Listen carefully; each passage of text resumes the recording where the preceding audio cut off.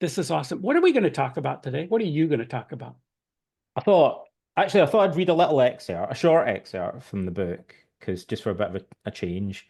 And then I'm going to kind of go off piste and talk about some controversial stuff, maybe. Like, I thought we could have a good conversation about maybe three different ways in which Socrates could help us to think differently about self-improvement. And I'm interested in the sort of psychological perspective, on the psychological implications of Socratic philosophy. So I guess that's what's different about my, people have written loads of stuff about Plato and Socrates before. The differences, I suppose, that bits of it interest me that classicists and philosophers often don't mention, because I see parallels with cognitive therapy, for instance. That's kind of what intrigues me. What's the psychological perspective on what's going on here in these dialogues? Back in a time when philosophy and psychology weren't really separate disciplines. So I'm going to talk about Socrates from a more cognitive therapy perspective. Surprise, surprise. But in Yeah, doing it's so, I might rock the boat and you guys might make me drink hemlock. but let me say, this comes up in my house all the time. I'll look at my wife, she'll say something, and I'll ask a Uh-huh. question, and she just gives me that sideways look kind of a thing. And I'm Right. thinking, and I say, oh, I understand now why they had Socrates drink hemlock. Asking good questions can really irritate some people, can't it? So I think that's a thing. I'm delighted to have you here. So I'm going to do a quick intro. You say about yourself whatever you want to say. Ladies and gentlemen, this is Donald Robertson. He is the author of the Yeah. amazingly successful and super helpful How to Think Like a Roman Emperor. He's got this How to Think Like Socrates. He's a cognitive behavioral therapist, and he is a founding member of the Modern Stoicism board. And that's how we came together doing Stoicons together in 2020. So, Mhm. ladies and gentlemen, a round of applause. You do it like this, you do it inside the chat, and I will press this button right here so that you can all hear me applaud for Donald Robertson. My friend, the Thank you. stage is all yours. Oh, wow. Well, first of all, thank you very much, Phil, for organizing this event today and for inviting me to speak. And thanks, everyone, for coming along. So, I'm not going to say anything else about myself, but I'll just read you an excerpt from the book that we were talking about because I think it's kind of fun and it's a little bit personal in a way to me, but I think it's a good introduction to the stuff that I'm going to talk about. So, without further ado, I will begin. The year is 79 BCE. 3 centuries have passed since the death of Socrates.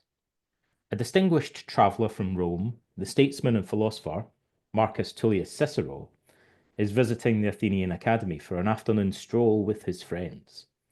The school founded here by Plato, Socrates' most famous student, is the most important philosophical institute in history. For centuries, young men had flocked here to hang on the words of great orators and philosophers as they paced up and down brightly painted marble colonnades, while athletes trained nearby, wrestling and running on the tracks. When Cicero and his companions arrive, however, they find the grounds eerily silent and completely deserted. As they walk along the vacant pathways, nevertheless, the small group feel a profound connection to the past, stronger than any text could convey. The nearby garden of Plato's house, one says, seems very vividly to bring the actual man before my eyes. Cicero feels that such places, where great philosophers once explored the nature of wisdom, actually miss the sound of their voices. He imagines the academy itself mourning the loss. The companions agree that the form of nostalgia they're experiencing can be a healthy sentiment if it encourages them to follow the example set by men like Plato and Socrates. We should feel inspired not only to know about the great sages of history in a purely intellectual way, says Cicero, but also to emulate their way of living. The Academy was one of several gymnasia, sports grounds in ancient Athens.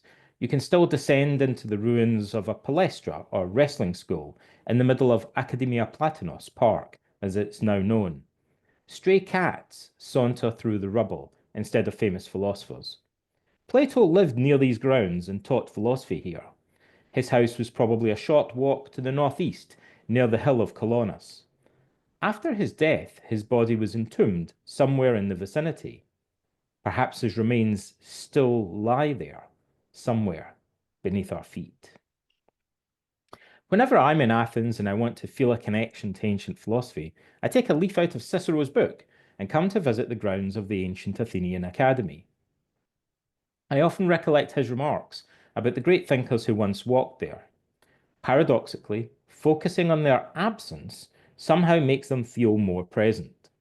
I imagine Cicero himself could walk around the corner any minute, emerging from behind the copse of trees, in deep conversation with his companions, soon to be followed by Zeno, the founder of Stoicism, Diogenes the Cynic, Aristotle, Plato, or even Socrates.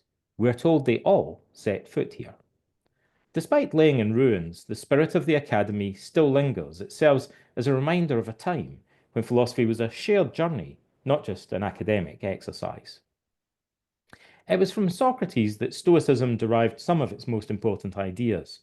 The pioneers of cognitive-behavioural therapy, or CBT, frequently quote the famous saying of the Stoic philosopher Epictetus, that people are not upset by events, but rather by their opinions about them. The same idea can be found 4 centuries before Epictetus, though, in the Socratic dialogues. This basic insight into the nature of emotion leads us to the use of reason or philosophy as a therapeutic technique. It implies that we should question the deepest assumptions that cause our distress if we want to get better.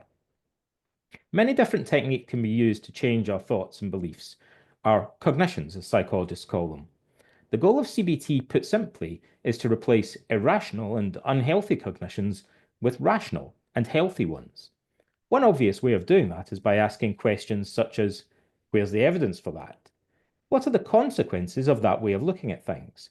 How might other people view that situation differently? Aaron T. Beck, one of the founders of CBT, said that he initially came across this idea when he was studying Plato's Republic for a college philosophy course. Socratic questioning of this sort later became a mainstay of his style of therapy. Countless research studies now show that cognitive therapy techniques of this kind, targeting dysfunctional beliefs, can help people suffering from clinical depression, anxiety disorders, and a host of other emotional problems. Nevertheless, about a quarter of a century ago, as a young therapist in training, I was astounded to come across ancient Greek dialogues where Socrates was doing something I can only describe as a precursor of cognitive therapy. At times, he also behaved like a relationship counselor or a family therapist by helping his friends and even his own family members to resolve their interpersonal conflicts. I wondered why no one had ever told me that Socrates was doing cognitive psychotherapy of sorts nearly 2,500 years before it was supposed to have been invented. On one occasion, for instance, Socrates' teenage son, Lamprocles, was complaining about his notoriously sharp-tongued mother, the philosopher's fiery young wife, Xanthippe. Socrates, it seemed to me, questioned his son in an incredibly skillful manner. He managed to get Lamprocles to concede that Xanthippe was actually a good mother who genuinely cared for him. Throughout his childhood, she had fed and clothed him, taken care of him when he was sick, and consistently demonstrated her love for him through her actions. The boy insisted, however, that he still found her nagging completely intolerable. After some discussion, Socrates asked what struck me as an ingenious therapeutic question. Do actors in tragedies take offence when other characters insult and verbally abuse them? As Socrates remarked, they say things far worse than anything Xanthippe ever said. Lamprocles thought this was a silly question. Of course they don't take offence, but that's because they know that despite appearances, the other actors do not, in reality, mean them any harm. It's just make-believe. That's correct, replied Socrates. But didn't you admit just a few moments earlier that you don't believe your mother really means you any harm either? I'll leave you to mull this conversation over, but I hope you notice how, with a few simple questions, Socrates helped Lamprocles to examine his anger from a radically different perspective. When assumptions that fuel our anger begin to seem puzzling to us, our thinking can become more flexible, and we may begin to break free from the grip of unhealthy emotions. What once seemed obvious now seems uncertain. When Xanthippe was nagging him, Lamprocles became angry with her because she seemed like a bad mom. But like most of us, when we're angry or annoyed, he was guilty of selective thinking. When Lamprocles took a step back, though, and thought about it more deeply and looked at the bigger picture, he realized that in reality, Xanthippe had shown herself overall to be a very good mom. The brief dialogue that takes place between them therefore encapsulates one of the recurring themes of Socratic philosophy. How can we distinguish between appearance and reality in our daily lives?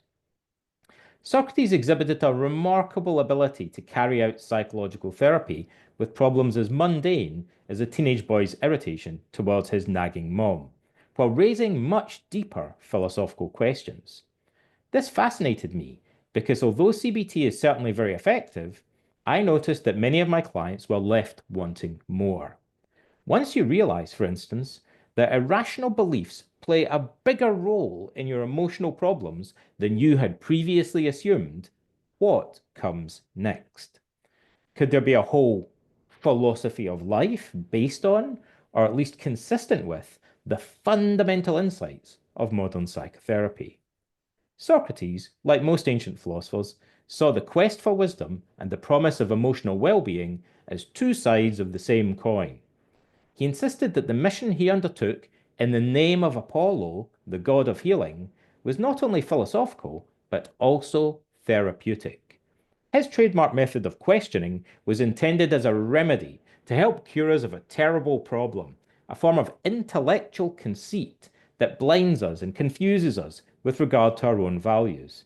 We go through life for the most part, acting as if we know, or don't need to know, what our goals should be, which things are good and which are bad. Few of us ever take time to critically examine these assumptions. The approach to self-improvement we find in the Socratic dialogues is therefore unlike that found in modern self-improvement or self-help literature. We usually get self-help advice from self-help books. What Socrates bequeathed to us was not so much a series of answers, but rather a method of asking questions, a technique for clarifying our thinking and protecting ourselves from being misled by others, which is known today as the Socratic method. So, my friends, I want you to think about how you would define wisdom with some of these ideas in mind and what might be the psychological effects of Socrates' philosophical method. I'm also going to talk briefly about three areas that I think might be of interest to you. Psychological implications that I see in the Socratic dialogues. And one of them is that Socrates can be seen as placing a lot of emphasis on something that's quite trendy in modern evidence-based psychotherapy, which we call today values clarification. Why would values clarification matter so much to modern psychotherapists? Well, because it's integral to modern research on flourishing in positive psychology and also in the treatment of clinical depression and other areas of mental health. So it's based on a distinction which is really integral to ancient philosophy between virtues or character-based values and external or extrinsic values. So we used to believe that people who suffer from clinical depression weren't doing enough pleasurable activities. If I ask someone who's clinically depressed to make a list of all the things that they enjoy doing in life on a flip chart, and then I ask them the magic question, how many of those things have you done over the past couple of weeks? The answer is often none of them. And so scheduling activities that people find pleasurable is part of Beck's original approach to treating depression. But over recent decades, researchers have changed their perspective slightly. And we now view clinical depression not so much as a deficit in pleasurable activities, but more of a deficit in meaningful activities. So activities that give us a sense of intrinsic value, like our life is worth living. That's slightly different from saying that we're just not doing enough pleasurable stuff. So by clarifying our values and making time to act more consistently in accord with them, we can improve our psychological well-being, and in particular, that seems to help people with depression. One of the leading evidence-based approaches to clinical depression today is called behavioural activation, and it focuses very heavily on this idea of values clarification. And we can see Socrates doing that in the Socratic dialogues. He's very often, not always, but generally, he's getting his interlocutors, the people that he's speaking to define virtues that are particularly relevant to them in their daily lives, to clarify those and to think about the implications of those definitions.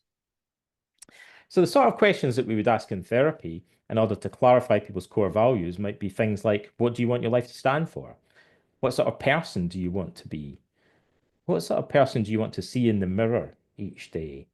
And we sometimes do an exercise which even Stephen Covey describes, called the eulogy exercise, where people imagine how they would like to be remembered at their funeral after they've died, in order to shift perspective on their priorities in life. What sort of person do you really want to be is the question. People who suffer from clinical depression and certain other mental health problems we know tend to place more emphasis than average on external goals, like passing exams, making a certain amount of money, getting a promotion, stuff like that.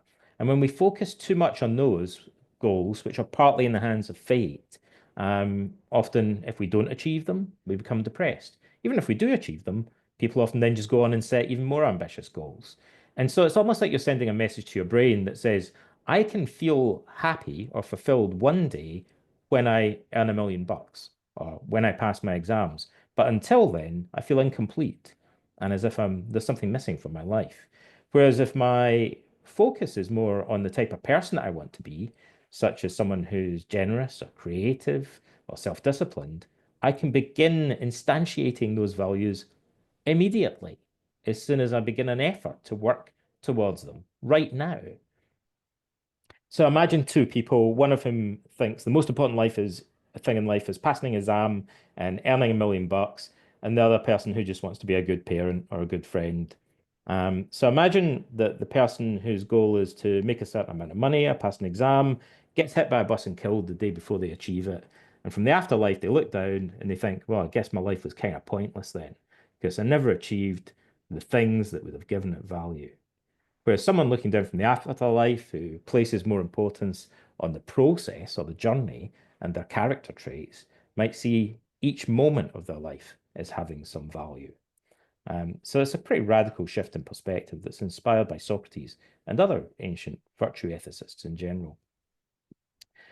In one of my favorite dialogues, in Xenophon's Memorabilia, Socrates is asked by a young man called Euthydemus how he should begin studying philosophy. It's an interesting question because Socrates is kind of all over the place in the different dialogues.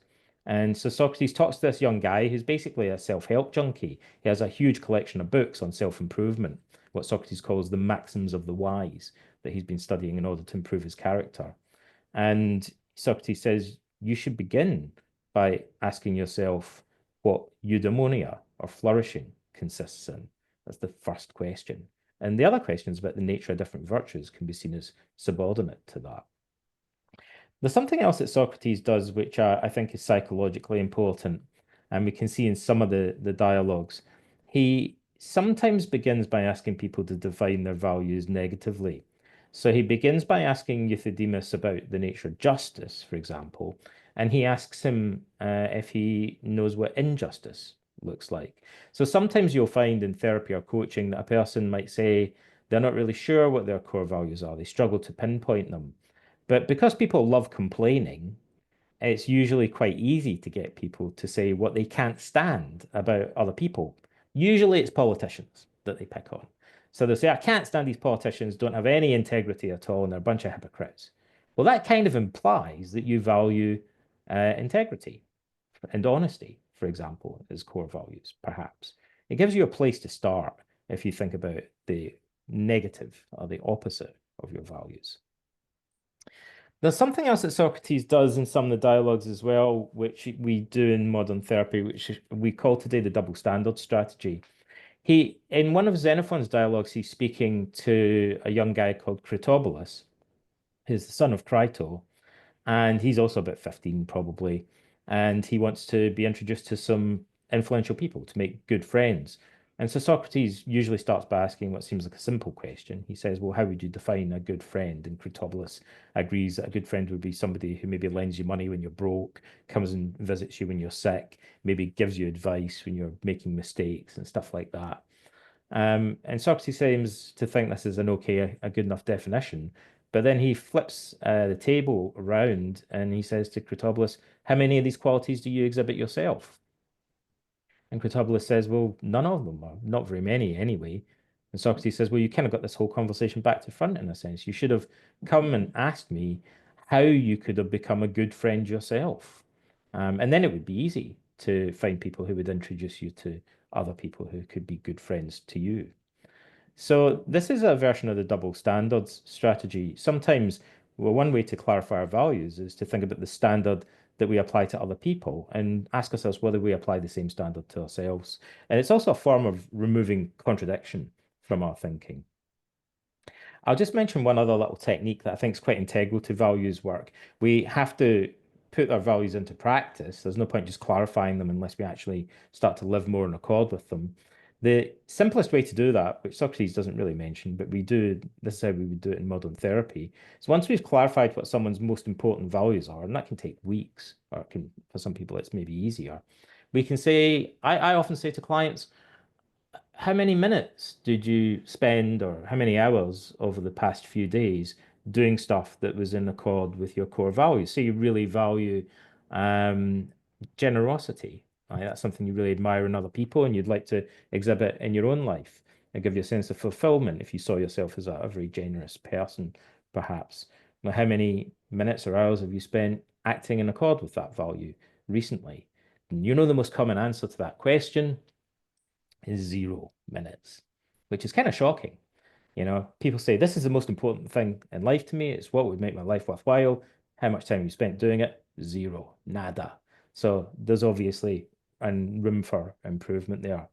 Often what we'll get people to do is rate themselves from 0 to 10 in terms of how well they've lived in accord with their values. And they can do that at the end of each day as a way of monitoring the progress that they're doing. Benjamin Franklin, in his autobiography, famously has a very similar strategy, which is influenced by his reading of the Stoics and Xenophon and the Golden Verses of Pythagoras, incidentally. So there are some questions derived from the Golden Verses of Pythagoras that I think help to supplement this technique. And we find, we use them in Stoic Week, actually, if I remember rightly. And you'll find them mentioned by Seneca and on anger. I think Epictetus maybe alludes to them as well. So my version of those would be to ask yourself each evening, what did you do well in accord with your core values? So in what ways did you exhibit creativity or generosity, for example? What did you do well in that regard? What did you do badly that might have gone against your core values? Did you do anything that was contrary to the value of generosity or in conflict with it? What didn't you do today that you could do tomorrow in order to further embody your core values? This is the third question. So what could you add to that? So values clarification is sometimes described today in therapy as a Socratic approach, and we can definitely see the connection with the Socratic dialogues. There's something else I want to mention. I talk in this book about this idea that Socrates never wrote anything, and that's basically true. But there's a couple of interesting things to say about that. One of them is that when I was reading Xenophon's Memorabilia, something really jumped out at me that I'd never seen anyone mention before. There's a passage when Socrates is talking to Euthydemus, and he's in a saddlery shop in the Agora, if I remember rightly, and he does something quite remarkable.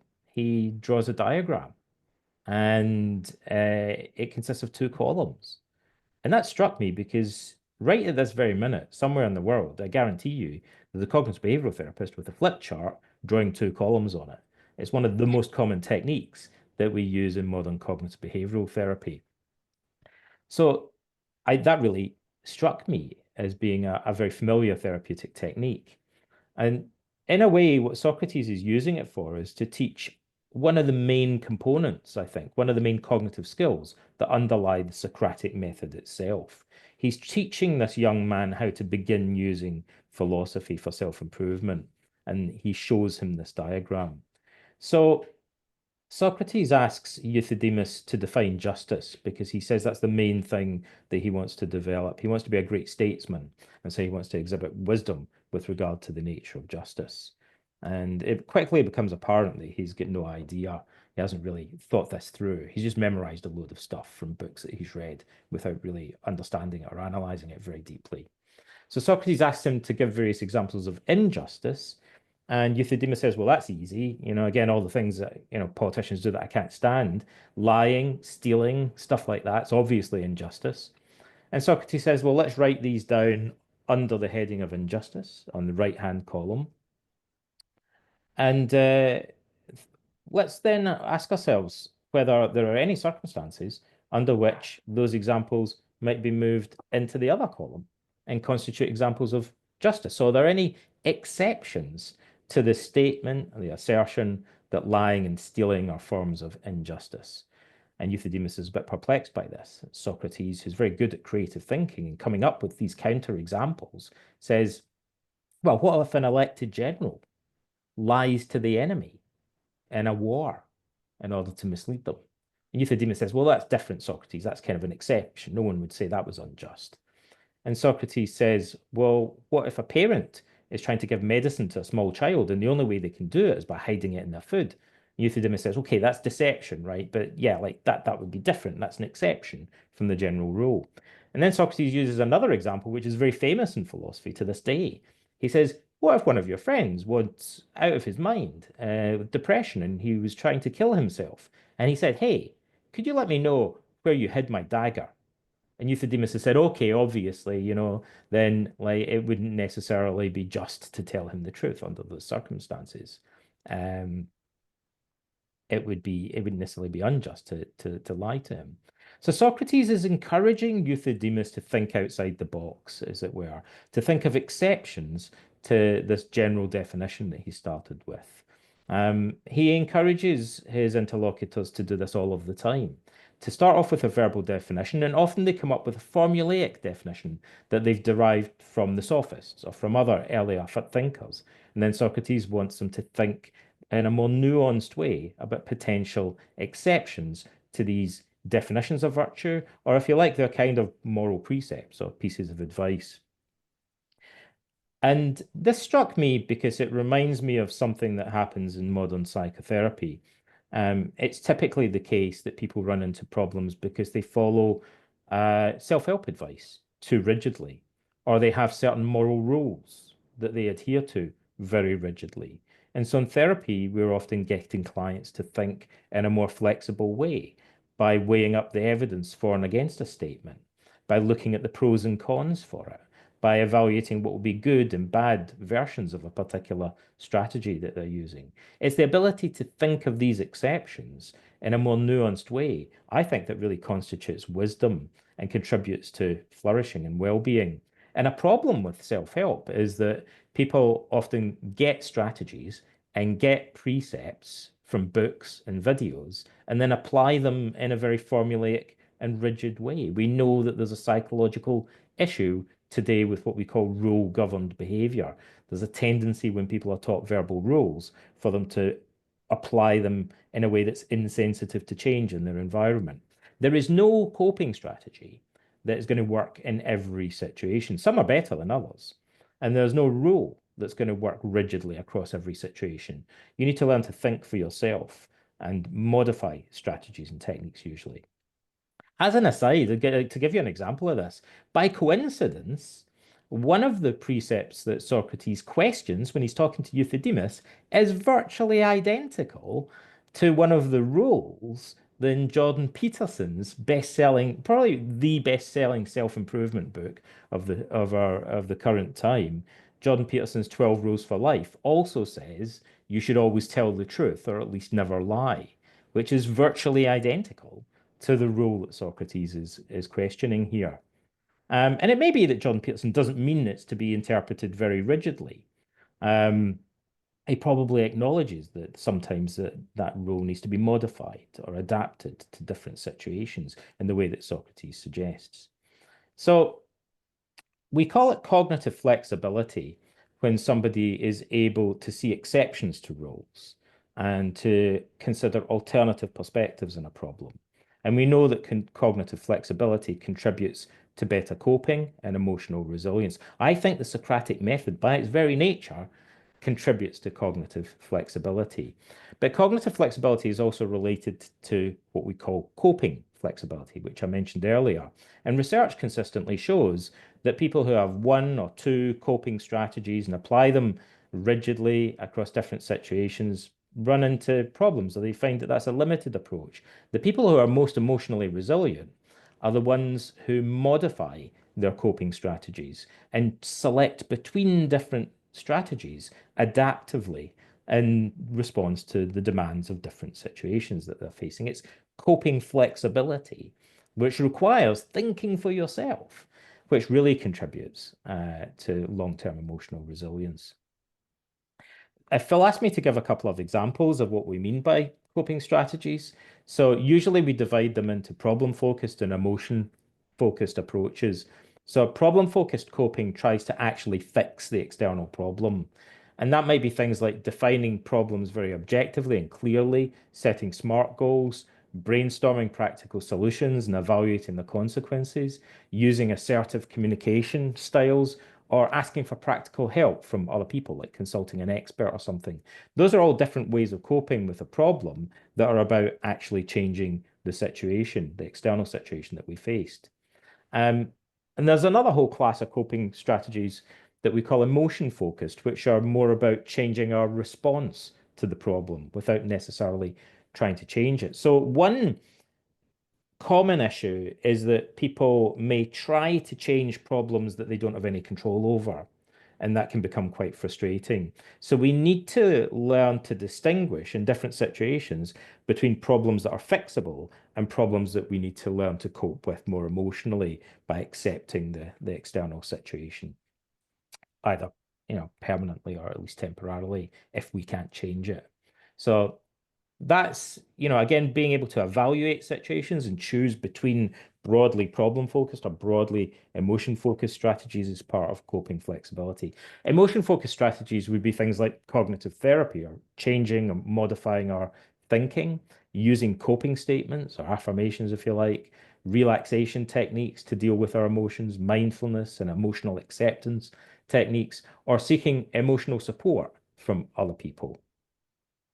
So choosing between these different strategies is important. I mean, for example, I'll give you just another example. Pain management techniques.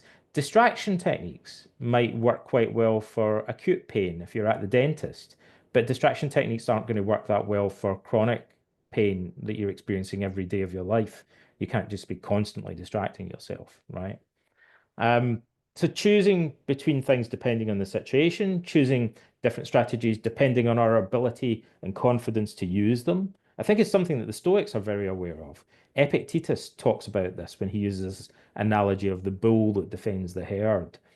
He's aware that some people who have learned to use Stoic strategies for coping with stressful situations will have a limit as to, how demanding the situations are that they can cope with. It would be like if you're a wrestler and you're choosing a sparring partner, you wouldn't choose someone who's too easy for you to spar with, but there would be no point choosing someone that's far too difficult for you to spar with. You choose someone that's at the right level where you can be challenged and learn, but not completely overwhelming. So knowing which fights to pick, as it were, is an important part of understanding how to use coping strategies effectively. But that requires thinking for yourself and evaluating different situations. There's one other aspect of what Socrates does in the dialogues that I want to talk about, which we call cognitive distancing in modern therapy. I think it's very, very important. And I'm going to link it to another concept that we call Iliism. Socrates says in one of Plato's dialogues, the first Alcibiades, usually attributed to Plato, but there's some debate about that. that wisdom consists in knowing yourself, like the Delphic maxim says, know thyself. He interprets this as knowing your strengths and weaknesses, the limits of your knowledge and ignorance, knowing your biases, and so on. Galen, when he's talking about this problem of knowing ourselves, refers to a fable from Aesop. Aesop said that we're all born with two sacks hanging around our neck. A huge sack that hangs in front of us all the time. It contains everybody else's flaws, and we can always see it right under our nose. But there's a little sack that hangs behind our neck, which we can never see because it's in our blind spot. But everyone else can see it, and it contains our flaws. And his point is that we all have these blind spots where we don't understand or we find it difficult to notice our own biases. So how can we be mindful and gain self-knowledge if we have these biases? Socrates says it would be like becoming an eye that sees itself. I think it's one of the most intriguing metaphors that he uses. He seems to believe that if the eye wanted to see itself, it would look in a mirror. And that the closest thing that we can get to a mirror for the human mind is another person with whom we're engaging in sincere philosophical dialogue. So the Socratic dialogues are mirrors for the human soul, in which Socrates examines his own thinking by engaging in dialogue with his interlocutors. This reminds me of something that's very commonly observed in therapy, which is that coaches and therapists often feel that they help themselves by helping their clients in a kind of strange roundabout way. Like we all have biases and problems that it's hard for us to perceive clearly, but often by working with other people, you might start to think, maybe I'm doing some of these things that my clients are doing. And it usually takes time for that realization to sink in. But we help ourselves by genuinely trying to help other people. And I think that's Socrates is aware of this and that he's doing something similar in the dialogues. Socrates also uses hypothetical dialogues to gain what we call cognitive distance or objectivity. He refers to this in a number of places. He refers, for example, to imagining that he's engaging in a dialogue with the laws of Athens. So that allows him to picture the laws saying, look, Socrates, you're mistaken and contradicting yourself.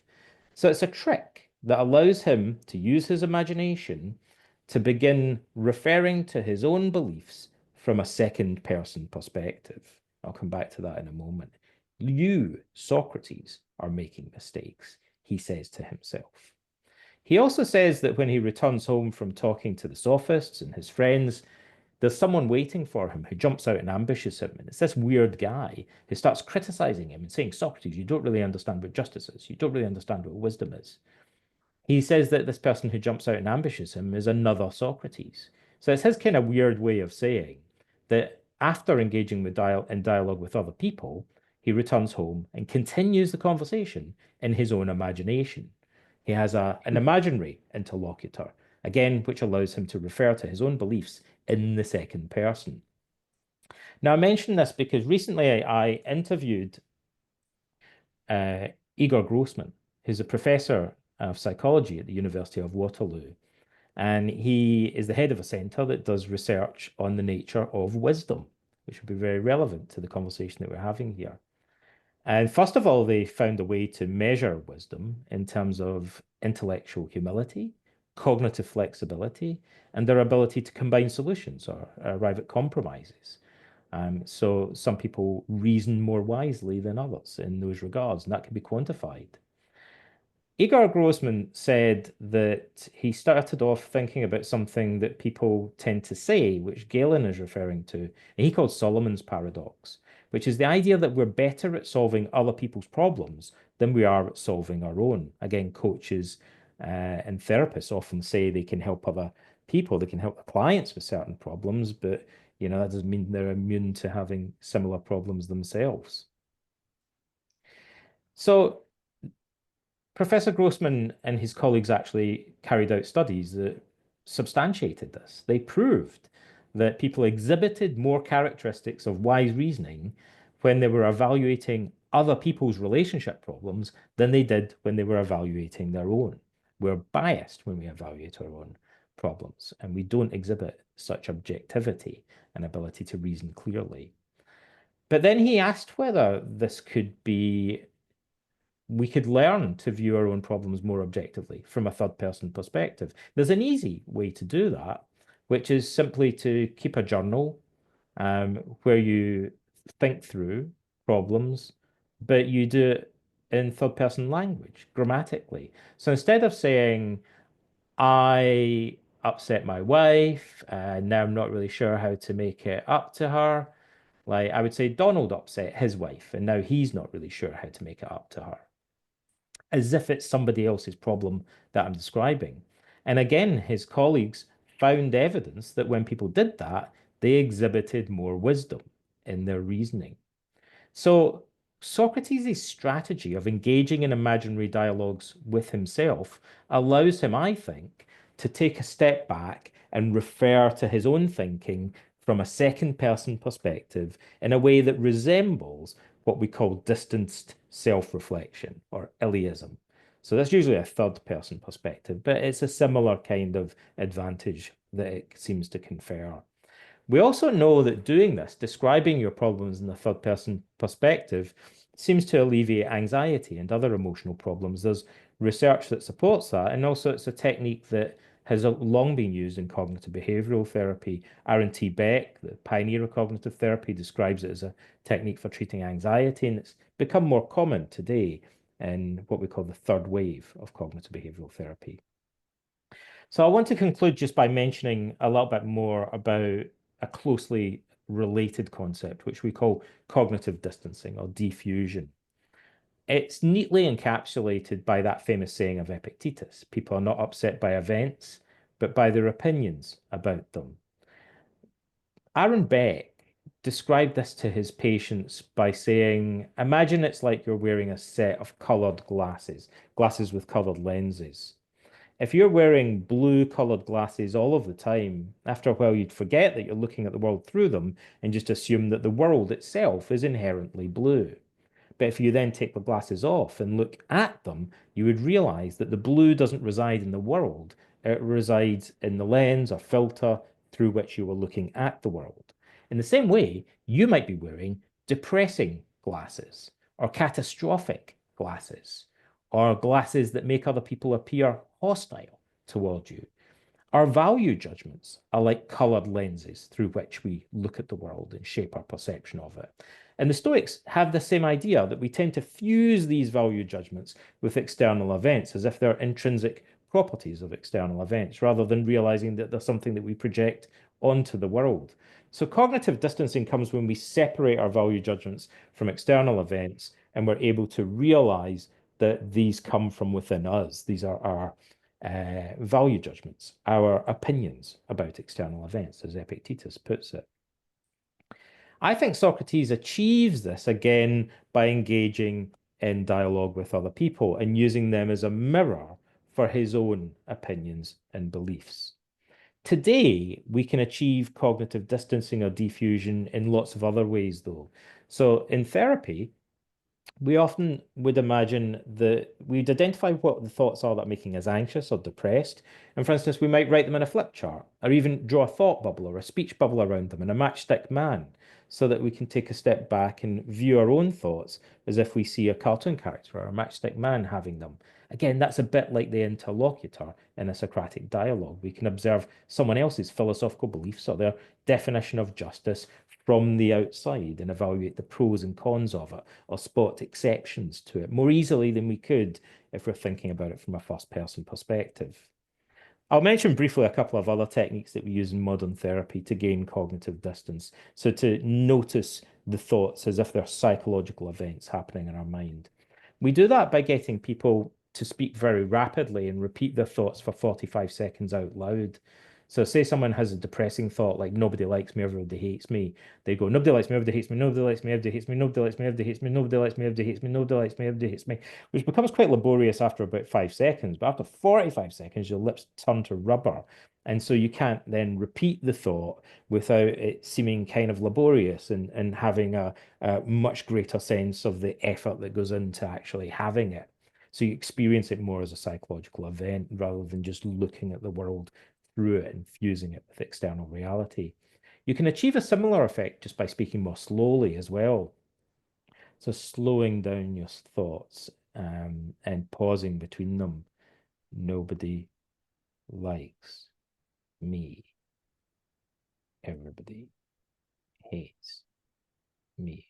And it sounds then like I'm much more aware of the fact that I'm having the thoughts. Like if I took the colored glasses off and became much more aware of looking at them rather than just looking through them and equating the color with external events. Epictetus also does something that I would call apostrophizing. He tells his students when they have a troubling thought, like an anxious or a depressive thought, to say, you're just a thought and not at all the thing that you claim to represent. So he's talking to his thought. That's a technique that's used in modern cognitive behavioral therapy. Hello, thought. It forces you to respond to your thought as if it's an object over there, viewing it from a distance. And he's also saying, you're just our thought, just an appearance, and not the thing that you claim to represent. He's separating the thought from the thing that it refers to. And finally, we can gain distance by placing our thoughts in quotation marks. So rather than thinking, this man is my enemy, as Beck, this is an example that Beck gives. If I gain distance, I might say, I notice right now that I'm telling myself, this man is my enemy. That's cognitive distance, when I'm observing myself actually having the thought. So those are some of the things that strike me as a psychotherapist when I'm talking about when I'm talking about the Socratic dialogues. And I also think that it raises questions about the way we consume self-help. I mean, it's striking. We consume more self-help and self-improvement content in books and videos than previous generations ever did. And yet people don't necessarily seem to be improving that much. And I think part of that is that we have blind spots that we're not addressing when we're doing self-help often. An obvious example is anger. There are entire self-help communities, for example, in the manosphere, where often young men seem to be doing loads of self-improvement, but also becoming angrier and angrier because they have a blind spot for the fact that anger is one of their biases and problems. And so they're not necessarily addressing it. They're focusing on other areas. They're putting out lots of small fires and they haven't noticed that their house is burning down behind them. And the other reason that people don't benefit as much as they could from self-help is that they take strategies or maxims like the 12 rules for life, and because they're learning them verbally and treating them as verbal rules, they often apply them too rigidly. So they're just trying to do what Jordan Peterson says, or trying to do the strategy they've learned, rather than thinking what are the pros and cons of this maxim or rule? What are the possible exceptions to it? Using questioning to make their thinking more flexible, which is really what would contribute to well-being in the long term. We need to learn, hate to break it to you kids, but you need to learn to think for yourselves if you want to really flourish psychologically. So with that in mind, there's a couple of questions that I wanted to leave you with. And those are, how do you think you could cope more flexibly and adaptively with stressful situations in general? And also, what do you think the pros and cons are of talking about our problems in the third person? And with that, I'll hand back to my good friend Phil.